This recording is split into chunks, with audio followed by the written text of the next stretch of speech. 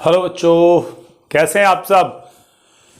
और उम्मीद करता हूं कि आप सब बहुत अच्छे होंगे स्टूडेंट्स। और आज क्लास 11th यानी आप लोगों की क्लास का एक्सरसाइज 9.2 मैंने ना सारे अब उन क्वेश्चंस को लेने का प्रॉमिस किया स्टूडेंट्स आपसे जो कि टॉप मोस्ट होंगे। तो एक्सरसाइज 9.3 के टॉप मोस्ट क्वेश्चंस की पहली क्लास, और आप लोगों से बेटा मैं इसी प्यार की उम्मीद करता हूं, जो सपोर्ट आप लोगों से मिल रहा है, प्यार जो आप लोगों से मिल रहा है बेटा, मैं इसी की उम्मीद करता हूं। चलते रहिए। वैसे मैं कोशिश कर रहा हूं कि आपकी उम्मीदों पर बेटा मैं खरा उतरूं, फिर भी आप लोग इसको ध्यान से देखें, चैनल को सब्सक्राइब करें, अगर अच्छा लगता है तो वीडियो को लाइक जरूर करना है बच्चे। तो यहां पर क्या दे रखा है क्वेश्चन के अंदर, देखिए मैंने टॉप मोस्ट क्वेश्चंस में सबसे पहले क्वेश्चन नंबर 18 को लिया, क्योंकि इसके पहले के क्वेश्चंस हमारे प्रीवियस क्लासेस में हो चुके हैं। अगर आप चाहते हैं तो चैनल की प्लेलिस्ट पर जाकर के उन क्लासेस को देख सकते हो। अब यहां से हम लोग शुरू करते हैं, जो कि टॉप मोस्ट क्वेश्चंस होंगे। ये कहता है find the sum of n terms of the sequence, और एक सीक्वेंस दे रखा है 8 8 8 8 8 8 8 8 8 8 8 लाइक दिस। तो एक ऐसी सीक्वेंस है, यानी कि यहां पर एक ऐसा पैटर्न है कि जो नंबर है वो रिपीट होते चले जा रहा है। अच्छा, यहां पर तो 8 है, हो सकता है ये 9 होता, 7 होता, 6 होता, या 5 या 4 3 या 2 भी, यानी कुछ भी वो नंबर होगा उसको हम कैसे लेकर के आएंगे सम, सबका एक ही मेथड होगा। तो सबसे पहले मैं लिखूंगा बेटा इसका कॉरेस्पॉन्डिंग सीरीज, यानी ये सीक्वेंस है, इसकी कॉरेस्पॉन्डिंग सीरीज कैसे बनेगी, 8 8 8 8 8 8 plus 8 8 8 8 and so on, right. क्योंकि हमें सम चाहिए तो मैंने कॉरेस्पॉन्डिंग सीरीज बना दिया बेटा इसको। अच्छा, इसका बहुत ही सीधा सा एक ही लॉजिक है, जिस नंबर को रिपीट किया गया है बच्चों, यहां पर ध्यान से देखना, मैंने आपसे बोला है 2 से लेकर 9 तक के लिए एक ही कॉन्सेप्ट है सब में, कि जिस नंबर को रिपीट किया गया है उसी को हम कॉमन ले लेंगे। और क्या लेना चाहिए, वैसे एसएन में लिख देता हूं यहां पर सम। ये क्या है, कॉरेस्पॉन्डिंग सीरीज तो है, लेकिन sum of n terms S N is equals to 8 8 8 8 8 8 8 8 8 8 plus dot dot up to n terms, क्योंकि सम n टर्म्स तक मांगा है उसने बेटा। तो मैं सिस्टम बता रहा था कि जो नंबर है उसी को आप यहां से कॉमन ले लीजिए, 1 1 1 1 1 1 1 1 1 अप टू n टर्म्स, यानी यही फॉलो करना है आपको, चाहे यहां पर 8 है 9 है, 2 से लेकर 9 तक का कोई भी नंबर है, आप इसी पैटर्न को फॉलो करेंगे। और उसके बाद हमेशा 9 से डिवाइड, और 9 से फिक्स है कि 9 से ही डिवाइड करना, 9 से ही मल्टीप्लाई, क्योंकि यहां 1 आने के बाद हमें 9 से करना होगा ये प्रोसेस। अब 9 से ही क्यों कर रहे हैं उसका मैं रीजन अभी बताता हूं। ये देखिए, पहले तो हम कर लेते हैं ऐसा, फिर मैं बताता हूं कि ये 9 ही ऐसा क्यों था जो हमने 9 को ही चुना या 9 को ही सेलेक्ट किया। तो देखिए 8/9, अब जरा ध्यान से देखना, it can be written 10 - 1 100 - 1 1000 - 1 10,000 - 1 and up to n terms. मुझे लग रहा है आपको पता लग गया होगा कि मैंने यहां पर 9 ही क्यों सेलेक्ट किया, क्योंकि बेटा अगर ये 9 नहीं होता तो ये सीरीज कभी भी नहीं बन पाती। ठीक है बेटा। आफ्टर दैट हम क्या करेंगे, 8/9। अब क्या करिए, जो 10 वाला है, 10 100 1000 10,000 up to n terms, right बच्चों। और आप जरा ध्यान से देखो बेटा, इनमें से -1 -1 -1 इसको अलग कर दीजिए बिल्कुल। तो मैं यहां से कर रहा हूं -1 + 1 + 1 प्लस n टर्म्स। मैंने यहां क्या किया, माइनस को कॉमन लिए तो सारे के सारे प्लस में हो गए। ठीक है बेटा। अब जरा आप इस पर अगर ध्यान दे रहे हो, 10 100 1000 10,000, तो बेटा ये जीपी है आपके लिए। देख लो फर्स्ट टर्म कितना है, 10, इससे डिवाइड कर लो तो 10 आएगा, इससे इसको करोगे तो भी 10 आएगा। That's why it is a GP. और ये नॉर्मली 1 को n टर्म्स तक ऐड किया गया है। तो क्या आएगा बेटा, ये कुछ ऐसे आ जाएगा 8/9 जीपी में AR पावर n -1/R-1। ये किसके लिए है, 10 वाली सीरीज के लिए। और माइनस आगे देखिएगा, अगर हम 1 को हम जितने टाइम भी ऐड करेंगे बेटा उतना रिजल्ट देता है। अगर 1 को 5 टाइम ऐड करोगे 5 आएगा, 10 टाइम ऐड करोगे 10 आएगा, और अगर 1 को n टाइम ऐड किया है तो n ही देगा। This is n। चलिए 8/9 हो गया बच्चों। अब यहां देखिए 10 × 10⁻n -1 9 -n। आप क्या करो, इसका ना अंदर मल्टीप्लाई कर दो बस। इट्स 80 10 ⁻n -1/81, और this will be 8n/9, and this is sufficient solution for this question. बच्चों देखो, अगर आपको अच्छा लगता है तो लाइक बटन को हिट कर दिया करो बेटा, ये मेरे लिए बहुत बड़ा मोटिवेशन होता है बेटा। और जिन्होंने चैनल सब्सक्राइब ना किया हो प्लीज चैनल को सब्सक्राइब कर लें। इस तरह की वीडियोस, इस तरह की क्लासें चलती ही रहेंगी बेटा इस डी वशिष्ठा पर आपके लिए।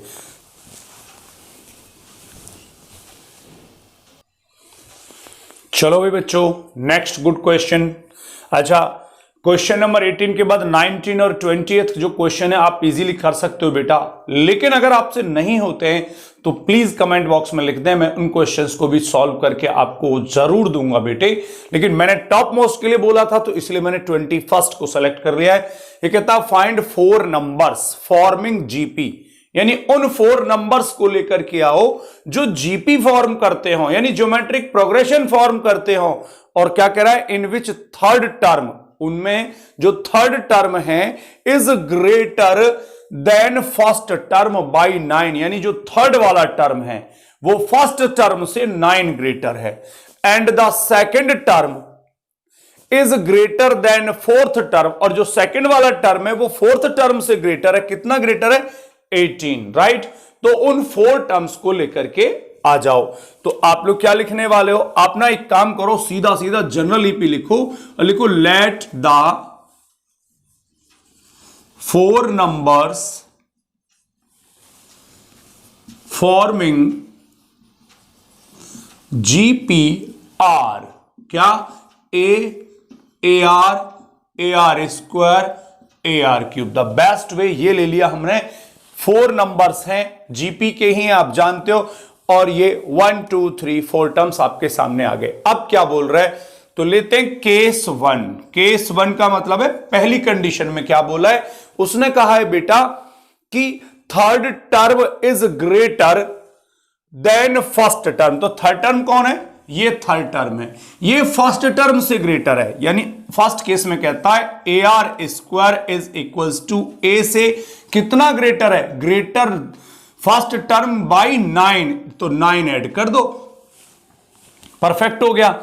ओके, आप इसको इधर ले आओ, तो AR² minus A is equals to 9, equation number 1। अब केस सेकंड है हमारे सामने बेटा, वो क्या है, सेकंड टर्म, यानी ये वाला term greater than fourth term, इस वाले टर्म से ग्रेटर है बाय 18, यानी AR is equals to AR³ plus 18। Second term fourth term से 18 ग्रेटर है। ठीक है बच्चों, तो अब क्या करना चाहिए हमें करना यह चाहिए कि इसको भी हम इधर लेकर के आ जाते हैं। ठीक है जी, या बेटर है आप इसको कैलकुलेट कर लो, पहले थोड़ा सा कैलकुलेट कर लेते हैं। चलो यहां इक्वेशन नंबर 1 को मैं यहां से करता हूं, जरा आइए। AR² minus A is equal to 9, और आपने इसमें A कॉमन ले लो, R² माइनस 1 की वैल्यू 9, इक्वेशन अब ले लो फर्स्ट, ऐसे इधर ले आओ, AR minus AR³ is equal to 18, और इसमें बेटा AR कॉमन है, देखो, तो 1 माइनस R² का वैल्यू 18। अच्छा, और बेटर करने के लिए हम क्या कर सकते हैं, आप इसमें माइनस कॉमन ले लो, तो AR और ये R² माइनस 1 का वैल्यू 18, इक्वेशन नंबर 2। क्यों मैंने फॉर्म किया, इस वजह से। तो डिवाइडिंग इक्वेशन 2 बाई फर्स्ट। ऐसा क्यों किया कि अचानक से डिवाइड हो गया? मैंने आपको पहले भी लॉजिक बताया हुआ है स्टूडेंट्स की जीपी के अंदर खासियत है कि अगर आपको कुछ कैलकुलेशन करनी है तो मल्टीप्लाई और डिवाइड से काम चलता है। एपी के अंदर यही काम बेटा सब्ट्रैक्शन या एडिशन से चलता है। तो माइनस ए आर स्क्वायर माइनस 1 अपॉन में ए इंटू आर स्क्वायर माइनस 1 का वैल्यू 18 बाई यहां से हो जाएगा 9। ठीक है जी। अब ये तो कैंसिल हो गया ऐसे, माइनस आर का वैल्यू हो गया 2 या आर का वैल्यू -2। आपको आर का वैल्यू मिल गया तो इसे ना आप इक्वेशन नंबर 1 में पुट कर दो, यानी दिखा दो बाई इक्वेशन फर्स्ट ए। चलो यहां लिखते हैं ए आर का वैल्यू कितना है -2, तो देखो स्क्वायर है तो -2 का square 4 -1 equals to 9। A into 3 का वैल्यू 9 और बच्चों ए का वैल्यू हो गया 3। आपको ए मिल गया और आर मिल गया। यार अब तो कुछ भी कर सकते हो, आपसे कह रहा है 4 नंबर्स ले आओ, ये रखे ना रख दो, यानी नंबर्स हो जाएंगे कुछ ऐसे। ए की वैल्यू कितनी है 3, देन ए आर, अच्छा आर कितना है माइनस में 2 तो 3 into -2, then 3 into -2 square, then 3 into -2 cube, तो ये हो गया 3 -6 और 2 का स्क्वायर 4 3 जा 12 और ये 8 3 जा माइनस में 24। ये 4 नंबर्स हो गए स्टूडेंट्स जो आपको चाहिए थे अकॉर्डिंग टू दिस। चलो बच्चे चलते हैं नेक्स्ट क्वेश्चन के लिए।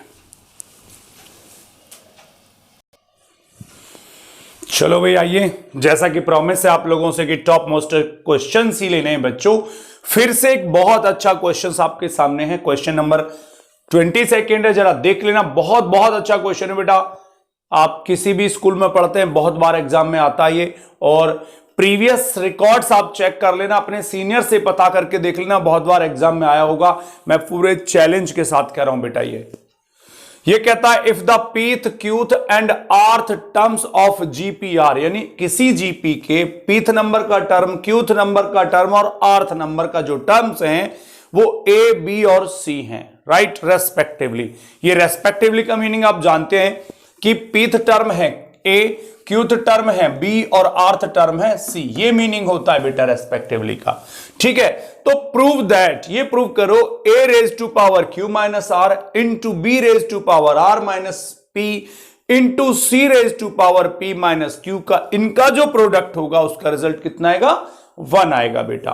तो करने का सिस्टम क्या है, देखो हम क्या कर लेते हैं, हमारे पास है क्या चीज, पीथ क्यूथ और आर्थ टर्म्स की वैल्यूज हैं जो स्मॉल ए बी सी हैं।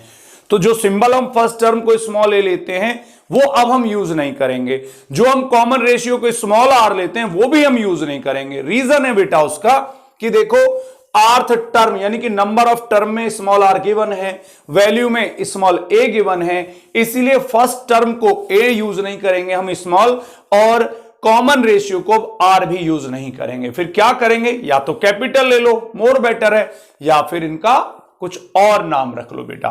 चलिए तो आप लोग लिखते हैं लेट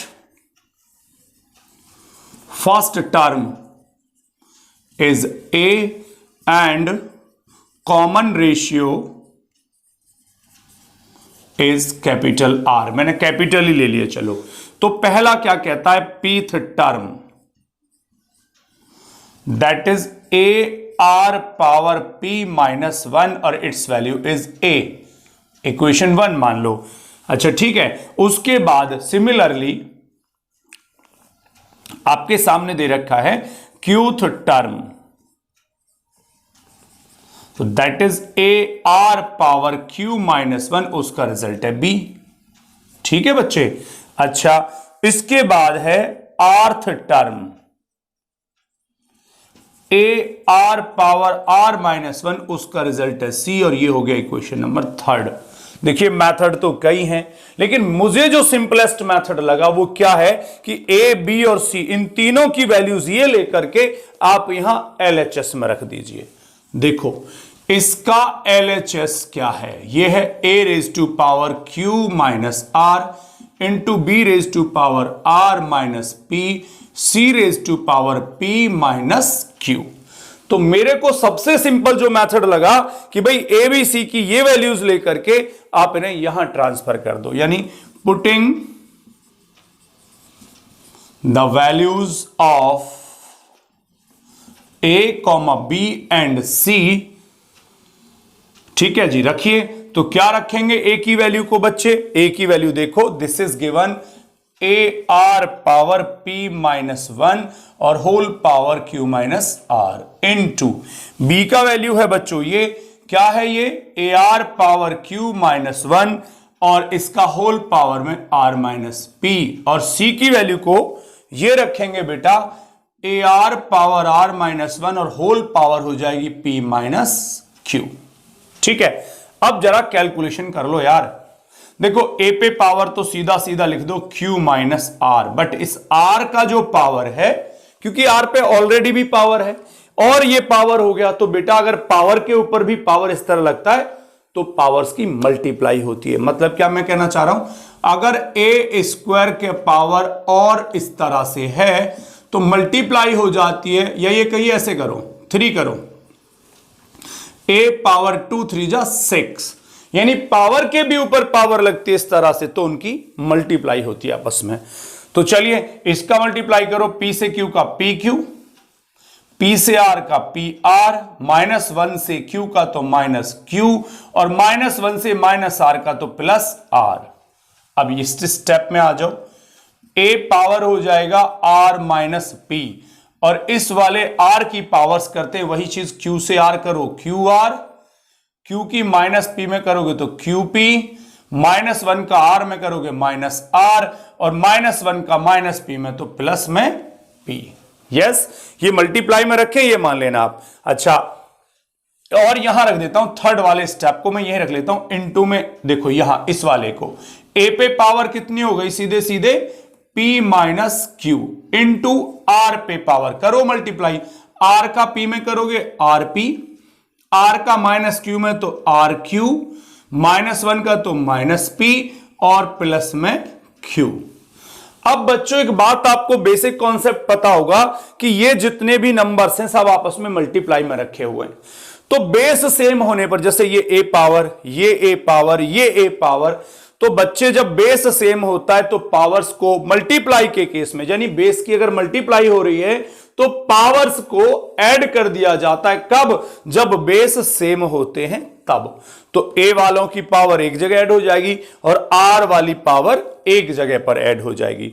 चलिए तो लेते हैं a पे पावर कितनी हो गई, देखो यहां से q माइनस आर, यहां से प्लस r माइनस p और इस पावर को लिख दो प्लस में p माइनस क्यू।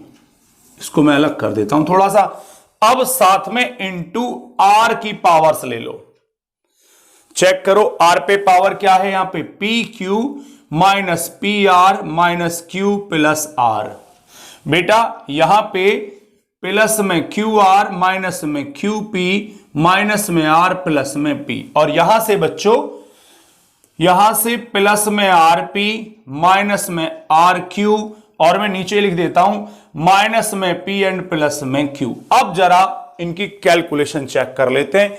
जो एक ही पावर्स थी, देखो माइनस आर और plus r cancel, minus P और प्लस पी, माइनस क्यू और प्लस क्यू कैंसिल। आर की पावर स्कोर देख लेते हैं, ये प्लस में पी क्यू है और ये माइनस में पी क्यू है। यार मल्टीप्लाई में क्यू पी लिखो या पी क्यू कोई फर्क थोड़ी ना है, माइनस में पी आर है और प्लस में आर पी, प्लस में क्यू आर और माइनस में क्यू आर, माइनस में पी और प्लस में p plus q, minus q plus r and minus r. Finally क्या हुआ, ए की टोटल पावर 0 और आर की भी टोटल पावर कितनी हो गई 0। मतलब मैं यहां रख रहा हूं, देखो finally a power 0 into r power 0, और आपको पता है किसी भी फंक्शन की पावर 0 होने का मतलब होता है 1, सो रिजल्ट 1, और ये इसका क्या है बच्चों RHS। मतलब मुझे सिंपलेस्ट मेथड ये लगता है, बाकी क्या आपको और दूसरा मेथड आता है तो प्लीज कमेंट बॉक्स में लिख करके बताएंगे, और उस मेथड की एक की पॉइंट मुझे लिखेंगे कि इस तरह से करना है। ठीक है बच्चों, चलते हैं नेक्स्ट क्वेश्चन के लिए। बेटा चलो भाई बच्चों, अब की बार ऐसा क्वेश्चन आया है कि इसकी तो जितनी तारीफ की जाए उतना कम है। मेरे हिसाब से सबसे अच्छा क्वेश्चन मुझे ये लगता है इस एक्सरसाइज के अंदर। तो इसमें कहा क्या, जरा देख लेते हैं ध्यान से। ये कहता है if the first and nth terms of GPR A and B, मतलब एक जीपी है, ओके, जीपी का फर्स्ट टर्म तो है ए बेटा, और उसी का nth टर्म यानी an हम कह सकते हैं, nth टर्म an है b, ठीक, रेस्पेक्टिवली वो बताइए आपको। तो कहता है and p is the product of n terms, यानी इसी जीपी के अगर n टर्म्स का मल्टीप्लाई कर रहे हैं तो उसका प्रोडक्ट कितना आएगा, p आएगा, ठीक है। तो कहता है फिर प्रूव करो, प्रूव दैट कि p स्क्वायर का जो वैल्यू होगा a into B raise to power n के इक्वल आएगा। बेटा ये प्रूव हमें करना है यहां पर। चलो भाई बच्चों देखते हैं क्या इसके अंदर है। तो सबसे पहले मेरे हिसाब से, चूंकि उसने कहा है कि प्रोडक्ट ऑफ n टर्म्स, यानी p is the product of n terms, तो मुझे gp को हमें लिख लेना चाहिए अप टू n टर्म्स। तो let gp ar square ar power n minus 1। भाई जीपी को हमने n टर्म्स तक लिख दिया, ये जीपी का सबसे स्टैंडर्ड फॉर्म यही होता है, ठीक है जी। अब बात करते हैं कि जो nth टर्म है, जो nth टर्म है उसकी वैल्यू क्या है, यानी because an is equals to है b पहले, अच्छा, और an का फॉर्मूला क्या होता है बच्चे, ar power n minus 1 that is b। भाई सीधी सी बात है, an है, लेकिन nth टर्म का वैल्यू तो ये है ना, ये तो वैल्यू है, ये किसका formula, ar power n minus 1 that is b, ठीक है। इसको तो आप यहीं छोड़ दो इक्वेशन नंबर 1 करके, ठीक है। इसके बाद बात करते हैं हम प्रोडक्ट की, product p a into ar square into ar power n minus 1, यानी सारे टर्म्स को हमने ना मल्टीप्लाई में रख दिया बेटा, ठीक है। चलिए क्या करें, देखिए जो a इंटू a कितने टर्म्स तक, n टर्म्स तक यार, तो a पावर हो गया n। सर कैसे हो गया, समझो, मैं लिखूं a इंटू a, देखो कितनी बार लिखा है, 1 2 3 4, तो a पावर 4। अगर मैं लिखूं a इंटू a 1 2 3 4 5 6, क्या हो गया, a पावर 6। तो सीधी सी बात यह बेटा कि अगर किसी नंबर को आप जितने टाइम मल्टीप्लाई करोगे उसका पावर उतना ही हो जाएगा। तो यहां मैं यही कह रहा हूं, ए कितने टर्म्स तक है यार, ये n टर्म्स तक है ना, p is the product of n terms, यानी ये n टर्म्स तक रखा हुआ, देख भी रहे हो आप, ये तो a की पावर तो सीधा सीधा n आ गया, ठीक। बात करते हैं r, तो ये देखो r का पावर यहां कितना है 1, यहां पे कितना है 2, आगे होता तो 3, और लास्ट में कितना है n माइनस 1। तो अब हो क्या रहा है, ये मल्टीप्लाई हो रही है। जब बेटा मल्टीप्लाई हो रही है तो सेम बेस की पावरें आपस में प्लस हो जाती हैं, तो r पावर यहां से 1, यहां से 2, और होता तो 3, और अप टू n माइनस 1। चलिए product p is equals to a raise to power n। लेकिन स्टूडेंट्स जरा इस पर ध्यान दे लो, आपने क्लास 10th में भी पढ़ा होगा, सम ऑफ n माइनस 1 टर्म्स, यानी नेचुरल n माइनस 1 टर्म्स का जो सम होता है वो कितना हो जाएगा, ये होगा n into n minus 1 upon 2।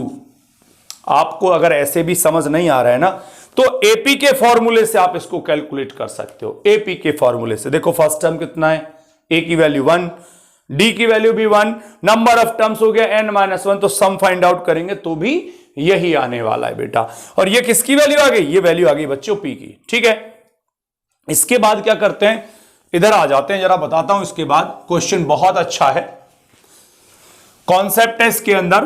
तो P का वैल्यू है बच्चों, एक काम करो, देखो A पे पावर n और R पे भी पावर n, ये तो इसे लिख दो A R power n minus 1 upon 2 और होल पावर n, ऐसे बना दो यार, क्या फर्क पड़ता है। ये तो भाई मान लो आपके पास लिखा है a square into b square, और आपने उसको लिख दिया कि a b पावर 2, तो क्या है, एक ही तो मतलब है।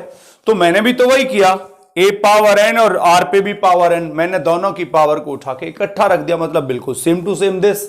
ठीक है, अब जरा ब्रैकेट के अब क्या करो, उसने क्या कहा है, पी स्क्वायर की वैल्यू को प्रूव किया है, तो squaring both sides, p square का वैल्यू देखो बच्चे ध्यान से, अंदर देखो a into r raise to power n minus 1 और ये n है, स्क्वायरिंग किया तो 2 पावर और आ गया। भाई स्क्वायरिंग करोगे तो पावर 2 आ जाएगा। एक काम करो, लेकिन अच्छा इसके अपॉन में 2 है, एक काम करो इस 2 पावर को ना अंदर ले लो, इस 2 पावर को, जैसे n पावर को हमने बाहर किया, 2 पावर को अंदर ले आओ, तो ये हो जाएगा a square into r power n minus 1। Sir इसकी पावर 2 कहां गई बेटा, इसके अपॉन में भी तो 2 था ना, जब आप यहां 2 लाओगे तो 2 से 2 कैंसिल होके n माइनस 1 हो जाएगा। बहुत बढ़िया।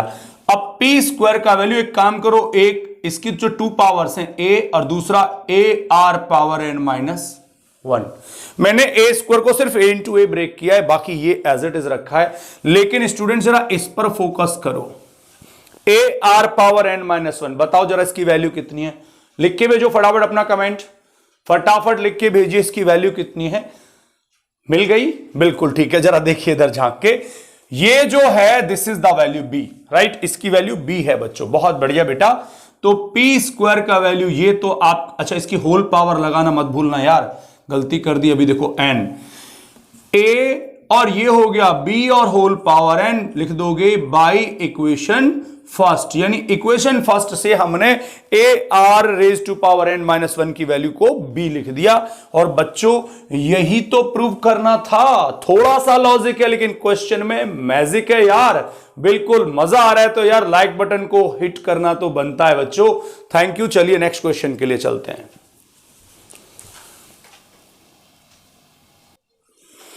चलो भाई, मेरे प्रॉमिस के अकॉर्डिंग की top most questions of this exercise, उनका क्वेश्चन नंबर 24। देखिए सारे टॉप मोस्ट क्वेश्चंस ले रहा हूं बेटा, जिनमें लॉजिक भी है और जो एग्जाम में आने की काबिलियत भी रखते हैं बेटा। तो क्वेश्चन क्या है, so that the ratio of the sum of first n terms of GP, यानी किसी जीपी के फर्स्ट एन टर्म्स के सम और of GP to the sum of the terms from n plus 1th to 2nth terms is 1 upon r power n। Question का meaning एक बार में clear नहीं हुआ होगा, मैं थोड़ा इसको समझाऊंगा, उससे आपको बहुत बढ़िया तरीके से क्लियर हो जाएगा।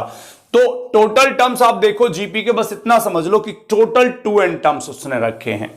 चलो मैं लिखता हूं GP up to 2n terms, तो ये आ जाएगा ए आर स्क्वायर, और आगे चलेंगे तो n टर्म्स तक की बात है, A are power n minus 1, next one वाला हो जाएगा ए आर पावर n, उसके बाद A R power n plus 1, और लास्ट में चल के हो जाएगा A R power 2n minus 1। अब सोचने की बात है कि सर हमने 2n टर्म्स क्यों लिए, यार साफ साफ तो कह रहा है ना कि फर्स्ट n टर्म्स का सम और n प्लस 1 से लेकर के 2nth टर्म्स तक का सम, तो टोटल टर्म्स 2n हमें लेने ही पड़ेंगे। तो मैंने जीपी को लिख डाला अप टू 2n टर्म्स। ठीक है बच्चों, बहुत बढ़िया। अब बात समझते हैं कि sum of first n terms, first n terms कहां तक खत्म हो रहे हैं, यहां से लेकर यहां तक students first n terms finish हो रहे हैं। तो चलिए लिखते हैं sum of first n terms, आप उन्हें ना S1 से ट्रीट कर लो।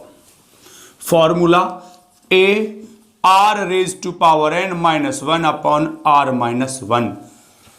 अब आप कह रहे हो कि सर ये वाला फॉर्मूला क्यों लगाया, 1 माइनस आर वाला क्यों नहीं लगाया? क्योंकि बेटा जब r की वैल्यू अननोन है, मतलब हमें नहीं पता कि ग्रेटर है या 1 से स्मॉलर है, भाई कंपैरिजन तो 1 से होता है ना, तभी तो हम दोनों में से एक फॉर्मूले को लेते हैं। बट जब हमें यही नहीं पता कि r की वैल्यू, कॉमन रेशियो की वैल्यू इज ग्रेटर देन 1 और लेस देन 1, तो उस केस में आप जो चाहें उस फॉर्मूले को लगा सकते हैं। तो मैंने मान लो ये ले लिया, दिस इज इक्वेशन नंबर 1। अब बात करते हैं इसके आगे। सम ऑफ नेक्स्ट एन टर्म्स। अब आप कहोगे सर उसने तो लिखा है n+1 से लेकर के 2n टर्म तक, आपने लिख दिया नेक्स्ट n टर्म्स। यार मतलब तो वही है ना, टोटल 2n टर्म्स लिए, n टर्म्स यहां तक खत्म हो गए तो बाद में भी तो n टर्म्स ही बचे हैं ना। ओके, बस डिफरेंस क्या है कि नेक्स्ट n टर्म्स के लिए जो फर्स्ट टर्म होगा वो ये होगा, यानी फर्स्ट टर्म जो रहेगा दैट विल बी AR⁴n होगा। बाकी चीजें सेम है, कॉमन रेशियो R होगा, चेक कर लो डिवाइड करके, और टोटल नंबर ऑफ टर्म्स भी यहां से यहां तक n ही होंगे। चलो, सम ऑफ नेक्स्ट n टर्म्स, इसको मैंने ले लिया S2। फॉर्मूला A मतलब फर्स्ट टर्म रहता है, A का मतलब A नहीं, A का मतलब होता है फर्स्ट टर्म। अब नेक्स्ट वाले n टर्म्स में बेटा ये रहा फर्स्ट टर्म, ध्यान से देखो ये रहा फर्स्ट टर्म, यही लॉजिक है इस क्वेश्चन के अंदर। तो फर्स्ट टर्म AR⁴n, अंदर R⁴n-1/R-1, कहानी वही की वही। ठीक, अब हम क्या करेंगे, यहां समझने की बात है। उसने रेशियो पूछा है तो रेशियो में क्या करते हैं, dividing equation first by second, मतलब S1/S2। तो बेटा डिवाइड कर लो, ये क्या है भाई, दिस इज AR⁴n-1/R-1। अब इसके भी अपॉन में कौन आएगा, ये आएगा। तो एक और मेथड है हमारे पास कि अपॉन में रखने की जगह पर मल्टीप्लाई में रख दो, रेसिप्रोकल कर दो यार, यानी R-1 तो चला गया ऊपर और नीचे AR⁴n और R⁴n-1। कैसे जी सर, अरे यार कई बार हम करते नहीं थे, जैसे मैं बताता हूं छोटी क्लासों में आप पढ़ते थे A/B डिवाइड बाई P/Q।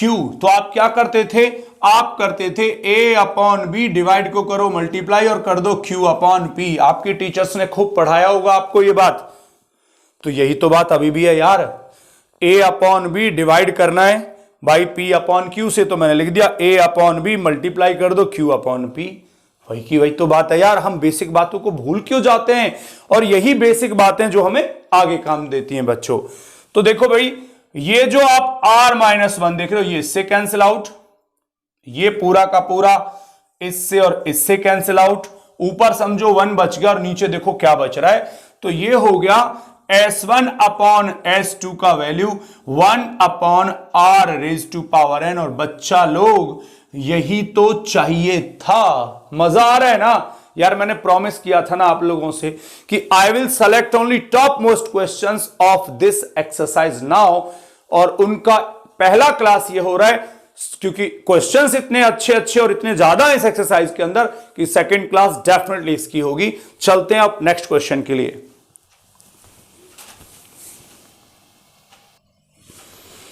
चलो भाई बच्चे, नेक्स्ट क्वेश्चन उसी सीरीज का next one, ABCD are in GP, यानी 4 नंबर्स हैं ABCD जो जीपी में है, तो फिर प्रूव करके दिखाना है, शो करना है क्या, ये A² + B² + C² into B² + C² + D² का जो वैल्यू होगा प्रोडक्ट का, वो AB + BC + CD का होल स्क्वायर के इक्वल होगा।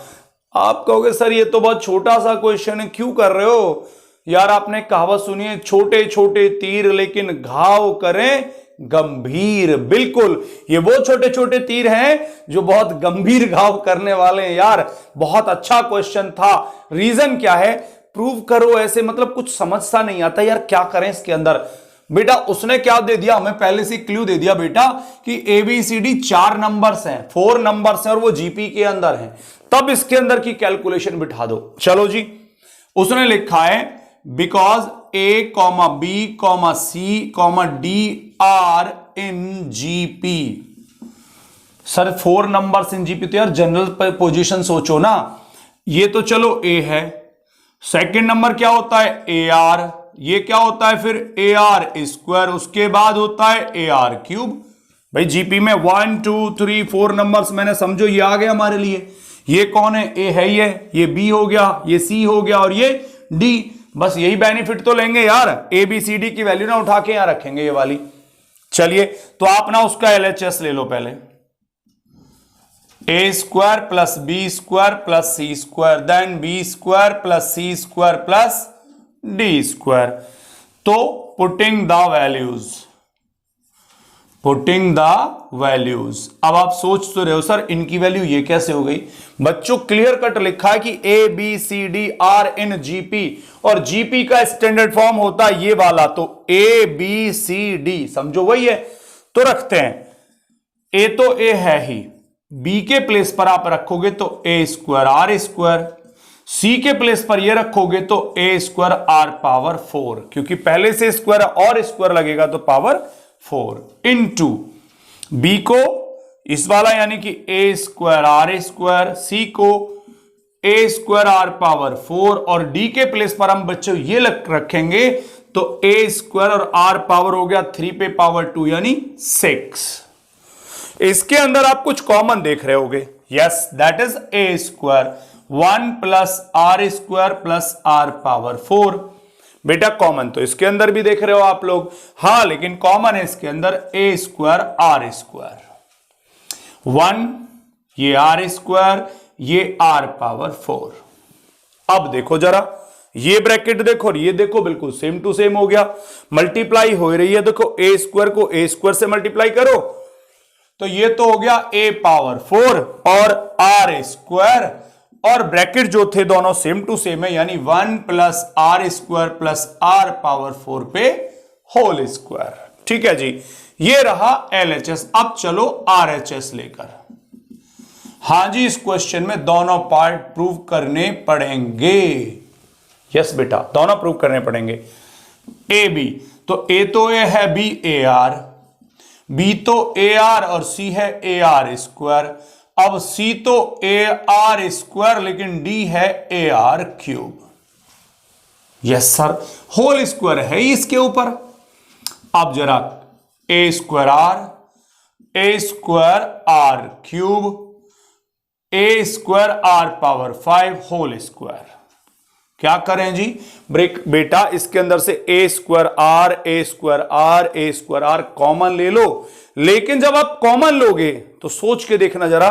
चलो मैं थोड़ा स्टेप ऐसे चेंज करता हूं। आपने ए स्क्वायर आर लिया कॉमन, यहां से बचा 1, ए स्क्वायर आर गया तो आर स्क्वायर, यहां बचा आर पावर 4 और इन पे होल स्क्वायर है 2। अब ये जो 2 पावर है वो इसके भी होल स्क्वायर और इसका भी होल स्क्वायर है बच्चों। यस, तो ये हो गया ए पे पावर 4 आर स्क्वायर, क्योंकि इसके ऊपर होल स्क्वायर लग गया, और 1 plus r square plus r power 4 का फिर से होल स्क्वायर। और चेक कर लो बेटा, ये एलएचएस और ये RHS. Yes, LHS is equals to RHS. बच्चों है ना बहुत अच्छा सा क्वेश्चन, बेशक था छोटा सा तीर, लेकिन देख लो घाव कर देता बहुत गंभीर। चलते आगे नेक्स्ट क्वेश्चन के लिए बेटा।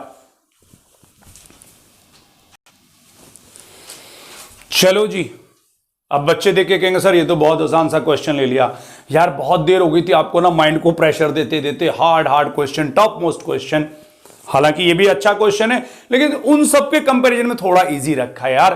कभी कभी तो मस्ती भी कर लिया करो, कैसे करोगे ओ जी, कभी हंस भी दिया करो, या बस गुस्से में ही देखते रहोगे। यार मुझसे आप बहुत गुस्सा करते हो स्टूडेंट्स। खैर चलिए, मैं आपसे बहुत प्यार करता हूं, लेकिन ये सच्चाई है बेटा।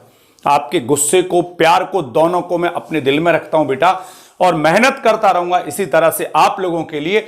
चलते इस क्वेश्चन को लेकर बेटा।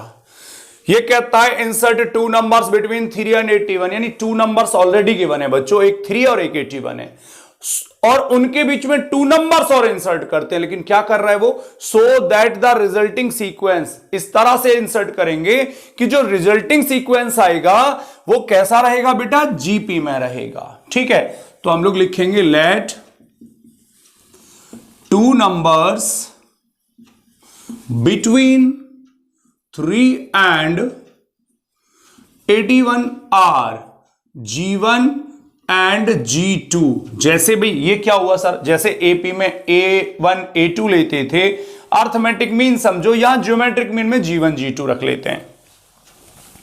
अब रिजल्टिंग सीक्वेंस क्या आ रहा है, रिजल्टिंग